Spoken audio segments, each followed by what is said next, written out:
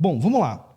Ivan, você já teve experiência aí, você já teve uma experiência interessante até porque nessa última eleição que elegeu aqui o Roberto Garcia, que é o nosso atual prefeito, vocês chegaram juntos ali, você e o ex-prefeito e também candidato na época, o professor Gessé, vocês chegaram juntos ali, bem próximos um do outro em números ali. Foi uma experiência interessante. Conta um pouco pra gente desse momento aí. Jair, eu sou muito grato a Deus, né?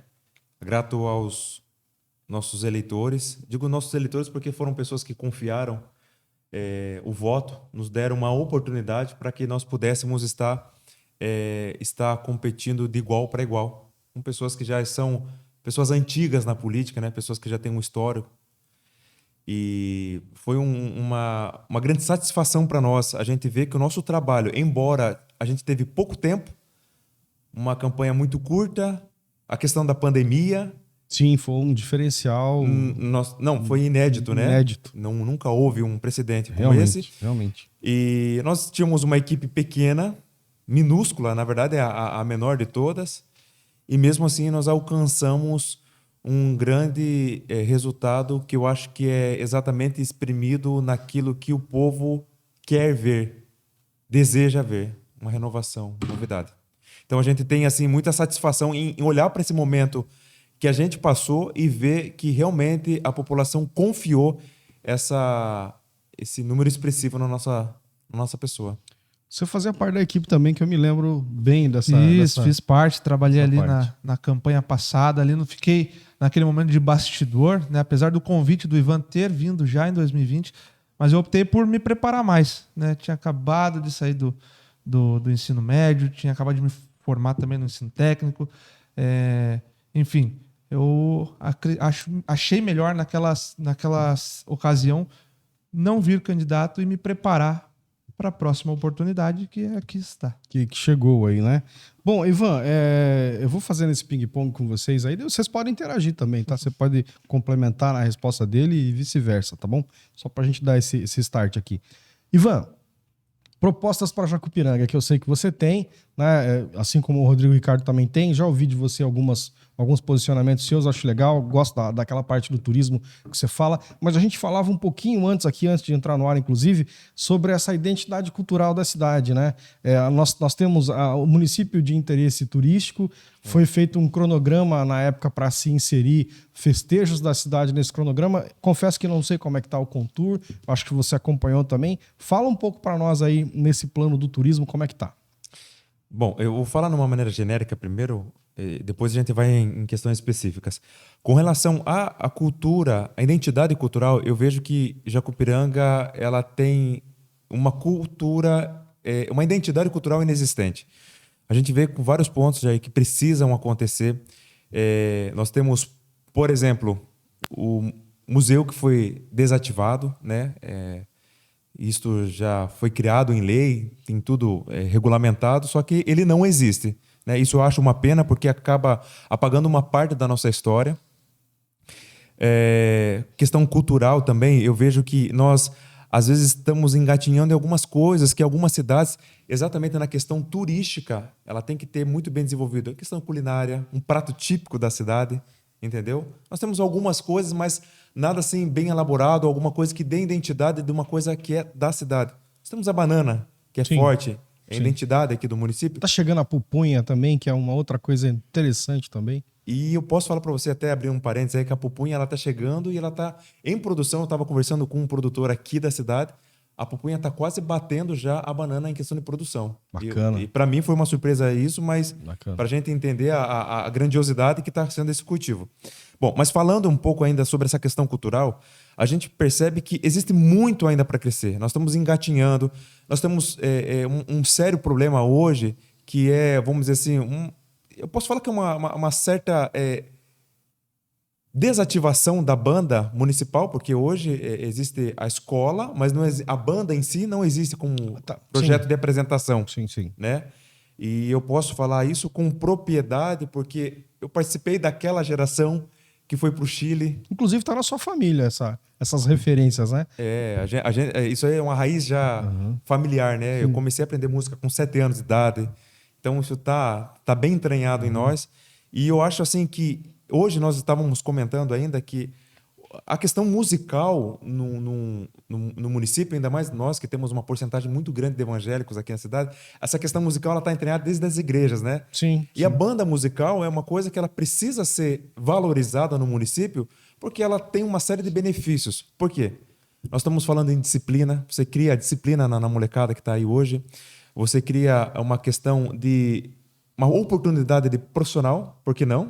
Sim. É uma carreira, né, para se seguir, e uma série de desenvolvimento cognitivo, de conduta, que você acaba resgatando muitas das vezes essa criançada da rua ou da marginalidade, trazendo aí para uma inserção cultural, que pode ser para a banda, pode ser para outra atividade cultural que um município já tenha que ter desenvolvido. Então, assim, hoje eu vejo que nós estamos muito aquém, ou, para se dizer, praticamente nada.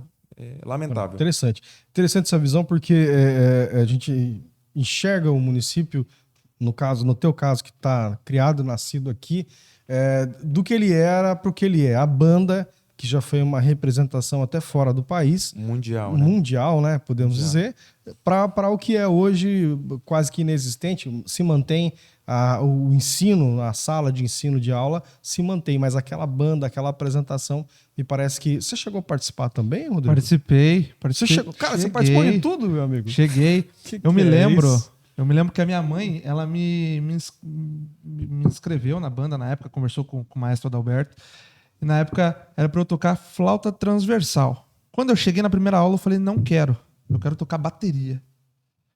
E ali fiquei por algum tempo, não me dei bem com a bateria, daí logo acabei saindo da banda também, e fui acabar me dando bem musicalmente falando depois com as 6 cordas, né, na igreja, com o pessoal da igreja tocando tudo, mas cheguei a fazer parte da banda, assim, eu via, principalmente nos desfiles, né, não só a banda daqui, mas bandas de outros municípios que vinham também prestigiar o nosso aniversário aqui, e era um sonho estar entre o meio do pessoal ali tocando, né, e até hoje quando eu vejo, hoje apesar de a gente não ter a banda municipal ativa, mas a gente tem algumas igrejas, a própria Assembleia de Deus tem um trabalho com bandas ali, né? Então eu sempre achei muito bonito, sempre quis fazer parte.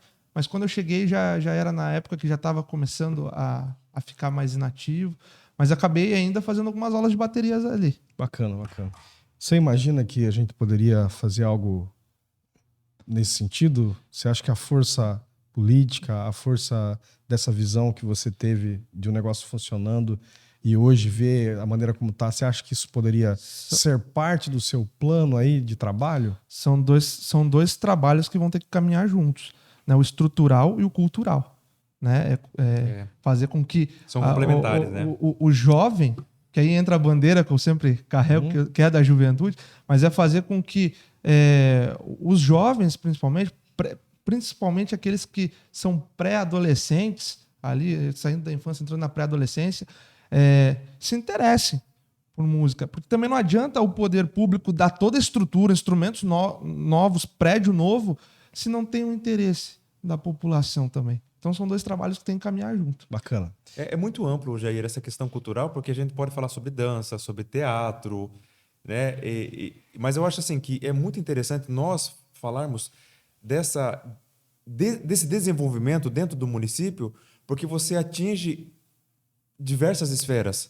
Você está falando sobre, hoje, uma questão muito séria, que é a marginalidade, o envolvimento com entorpecentes, com drogas, que é fato, que é realidade hoje. Não estou falando só em Jacupiranga, qualquer município, que nós poderíamos diminuir essa porcentagem da marginalidade ou do envolvimento com drogas, ou seja, com qualquer droga ilícita, oferecendo essa ocupação, esse trabalho meticuloso. Até porque não a gente colocar isso dentro da grade curricular das escolas? Você acaba enriquecendo muito uma cidade com essa questão. Enfim, mas se te deixar aqui, a gente vai falando bastante. Bacana. Vamos lá, vamos falar um pouquinho dos bairros aí, Ivan. Você que tem essa visão mais para a gestão do município, numa candidatura futura aí, hoje você é pré-candidato. Como que você enxerga os bairros hoje da cidade? Nós temos bairro Flor da Vila, bairro Vila Elias, bairro Cidade Nova, bairro Jardim Botuquara, bairro Jardim Novo Butujuru, lá em cima, lá do do Butujuru, do outro lado, lá onde tem a terceira igreja batista, me fugiu o Jardim nome. Brasília. Jardim Brasília, Brasília. Vila Josefa. Como que você enxerga Vila a cidade? Vital. Vila Vital, como é que você enxerga isso aí? Acho que falei tudo. Os bairros rurais também, né? Mais distantes. Mas como que você enxerga? Como é que você enxerga a cidade aí nesse sentido? O que você pensa para esses bairros? O que você imagina que é possível fazer? Qual que é a sua visão aí para o pessoal dos bairros agora? Jair, sua pergunta foi bem ampla, assim, né? Sim, mas pode caminhar aí. Tá, Conforme você- eu acho assim, nós temos em Jacupiranga uma série de questões para serem desenvolvidas com relação à infraestrutura. Eu estava conversando esses dias atrás com uma eleitora e ela me pontuou uma questão que eu vou falar assim sobre saneamento básico. É uma das tantas questões que nós temos para ser falada dentro do município para ser melhorada. Ali próximo da caixa d'água, né, da Flor da Vila ali, existe uma rua que tem um segmento ali, uma quantidade de munícipes que moram há mais de 20 anos lá e não tem saneamento básico, não tem rede de esgoto. Entendeu? Então, assim, são questões básicas. Bairro urbano. Um bairro urbano, numa rua onde a moradora está lá há mais de 20 anos, só que não tem. Você comprovou isso em loco? Você foi lá ver? Sim, exatamente. Eu conversando com a eleitora, né? Então, assim, é uma situação que a gente... Eu estou indo do raso da questão básica, entendeu? Para falar de outras questões de estruturas. O asfaltamento, que precisa ser melhorado em alguns municípios, iluminação pública, tá? São questões básicas, né? O meio-fio, que precisa ter algumas. Nós percebemos assim que Jacupiranga, num geral, ela é uma cidade, vamos dizer assim, se for fazer uma comparação em algumas cidades do Vale do Ribeira, pelo fato de Jacupiranga ser uma cidade planejada, porque Jacupiranga é uma cidade planejada. Assim, Muito bem colocado. Jacupiranga é uma Sim. cidade planejada. Sim, sim. A gente teve administrações da década de 80, da década de Sim. 70, que pensaram Jacupiranga Sim. como uma cidade planejada. Tanto é que nós vemos hoje a presidente Kennedy e nós fazemos uma comparação muito clara do que é a presidente Kennedy, de como ela foi projetada, com uma Avenida Guará, por exemplo, que Sim. já não foi na devida proporção. E não recebeu o nome de avenida até hoje, né? Rua Guará. É Rua Guará. É. A avenida, ela tem uma dimensão maior ali, ela tem um espaço... Comparando com a Kennedy mesmo. Sim. Se não me falha a memória, são 16 metros de leito carroçável. Se não me falha a memória. Sim, é isso mesmo. Né? Que é para uma avenida, para ter fora a calçada, onde o pessoal vai caminhar. Então o Jacupiranga tem isso, a gente vê isso. Você pega a Avenida Interlagos, uma enorme de uma avenida bacana, a 23 de junho, uma enorme da avenida Foi projetada. bacana. Projetada, não, eu concordo com Foi você, projetado. realmente. Então, assim, então pegando esse gancho, então o que nós vemos hoje? Jacupiranga ela tem uma questão de deficiência da interligação do comércio. Então nós vemos um miolo aqui no centro, Central, né, central. na Rua dos Expedicionários, Sim. e nós vemos outra na Rua Guará. Né? Sim. Então nós não vemos uma interligação. Qual que seria o ideal para Jacupiranga? Jacupiranga precisaria ter um elo que seguisse o fluxo. Precisaria ter uma ligação aqui da Rua dos Expedicionários, Interessante. passando pelo que foi projetado, Jair. A gente tem que respeitar a história. Saindo dos Expedicionários, passando pela Avenida Presidente Kennedy, ligando isso até a Guará, fazendo um fluxo por lá para descer pelo Butujuru. A gente tem uma outra margem que tá nascendo ali com uma via de grande crescimento, vamos dizer assim, eu imagino que pode ser, que é a Estrada do Canha ali, né? Que agora já está habitável ali, já tem a ciclovia do lado. Sim. Então, assim, Jacupiranga precisa ser pensada nesse sentido de urbanização para que tenha uma ligação, porque nós precisamos fortalecer o comércio local, Jair. Bom, muito bom. Muito bom. Gostei. Senão a gente começa a ter o quê? Grupos de fragmentação no município e isso enfraquece. Porque você pode ver como é que é o nosso comércio aqui do centro no sábado à tarde. Sim, ele cai, né? Cai. Vai um pouco, cresce um pouco lá para a Flor da Vila. Só que a gente não faz com que o município ele gire na cidade. Entendi. Boa. Você tem uma ideia para implantar nesse sentido? Tenho, com certeza. A gente tem discutido sobre fazer exatamente uma passagem, né? O ideal seria uma passagem subterrânea ali por baixo a final da Presidente Kennedy para a entrada na Guará. Tá? Isso aí a gente tem conversado com algumas pessoas que são especialistas isso é projeto viável, é um projeto realizável, factível, não é uma firula, assim, uma coisa que não é impossível acontecer. A Baixada Santista tem isso. Quando você vai daqui para Santos, você vai chegando nas cidades, você passa por baixo da pista. A pista está em cima. Só para a galera entender que não estou falando aqui de túnel embaixo do mar. Não, é um negócio simples, é possível. Sim. Boa, gostei. Agora sim, estendendo essa questão, Jair, pensando que se a gente quer que Jacupiranga cresça, um plano econômico, né, entre a questão da juventude, que eu vou até passar depois para Rodrigo falar, a gente tem que pensar na cidade com crescimento. Senão a cidade começa a crescer a um certo ponto que depois fica difícil remover as casas, fica difícil alargar as ruas.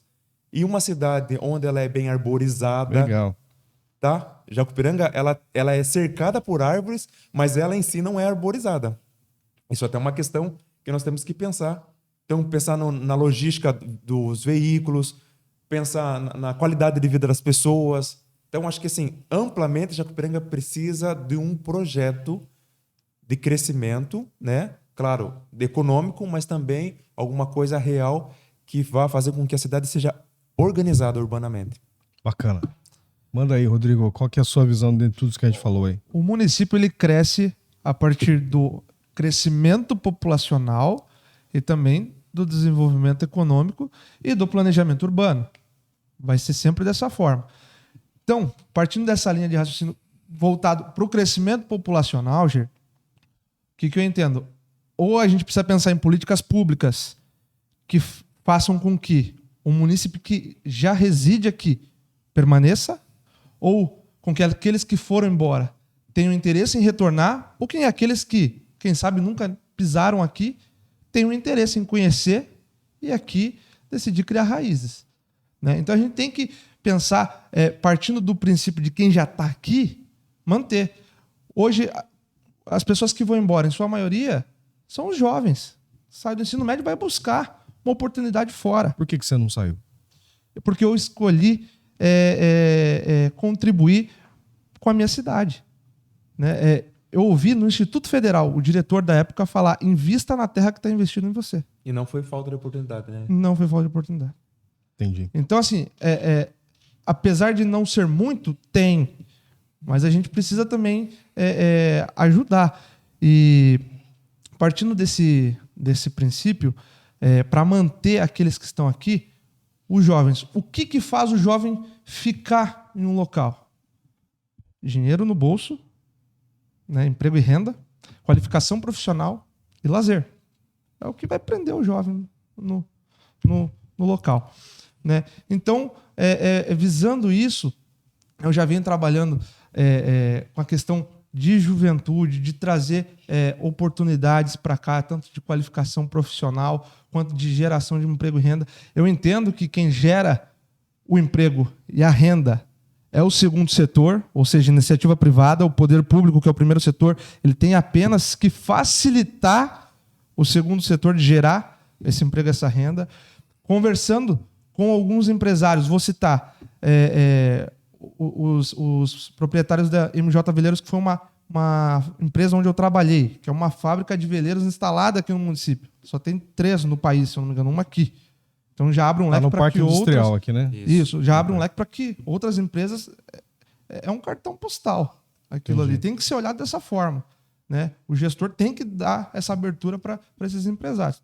Então, lá, muitas vezes, eles perdem muito material porque eles querem ensinar a pessoa a aprender. Muitas vezes a pessoa não vem com nenhuma formação, Muitas vezes o poder público não pode oferecer uma qualificação dentro daquilo que as empresas necessitam. É um marceneiro, tem empresas aqui com vaga para marceneiro e tudo mais. Hoje a gente fala muito nos selos, né? Tem o selo empresa amiga do jovem, da juventude, e selo empresa amiga do idoso, que são aquelas que contratam com mais de 60 anos, enfim. Hoje, uma boa iniciativa do executivo é apresentar uma proposta de selo empresa amiga da juventude, para que as empresas tenham aí vagas de jovens. Seria natural, né? Sim. O que teria que ser o mais natural possível. Na nossa cara, é o tal do óbvio que tem que ser dito. E precisa iniciar esse trabalho. Né? Eu passei esses últimos anos tentando iniciar, porque o Estado ele quer o envolvimento do jovem, né? Então eu passei os últimos anos aí conversando com o governo do Estado.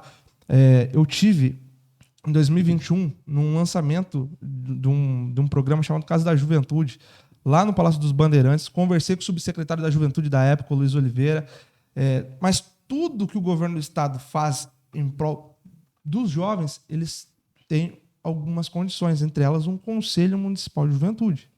Vocês estiveram em cima disso, vocês estiveram agora em Eldorado, não tiveram? Sim, tive lá, junto comigo também estava o Álvaro, que hoje é secretário adjunto do Social. A gente esteve lá, foi um fórum de juventude, hoje da macro-região, Vale do Ribeira mais Baixada Santista, né, com esse objetivo de trazer essa discussão de volta, de começar um trabalho de base de juventude, no sentido de que fazer o projeto de lei é fácil, ter um projeto pronto de lei nesse sentido. Só que não cabe à Câmara Municipal botar esse projeto. Boa. Tem que partir do Executivo. Então, o que eu posso fazer nesse sentido é ir lá e conversar e pedir, pautem isso. Né? Para a Câmara, isso eu passei para a vereadora Madalena, depois passou para o então presidente da Câmara, que era o vereador Marquinhos do Táxi na época. Isso foi, segundo eles, passado com uma minuta para a Prefeitura. E demorou todo esse tempo para que algo fosse consolidado. Né? Recentemente conversei com o Álvaro, ele disse que tem essa conversa já de criar um Conselho Municipal de Juventude, tudo. E o Álvaro é um amigo, né? um parceiro nessa causa.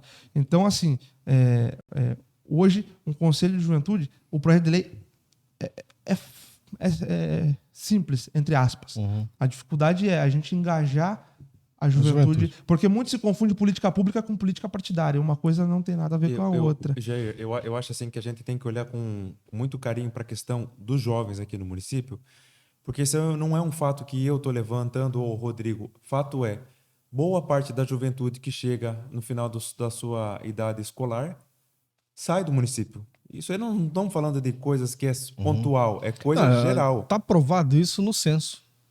Diminuição da população. Né? Então, assim, não estamos inventando nada aqui. Para o pessoal que não conhece, o censo está batendo 116 mil e alguma... Não, aliás, 16 mil e alguma coisa. É bem pouquinho, 100 e alguma coisinha. Não é, né? É bem... A população realmente caiu muito aqui.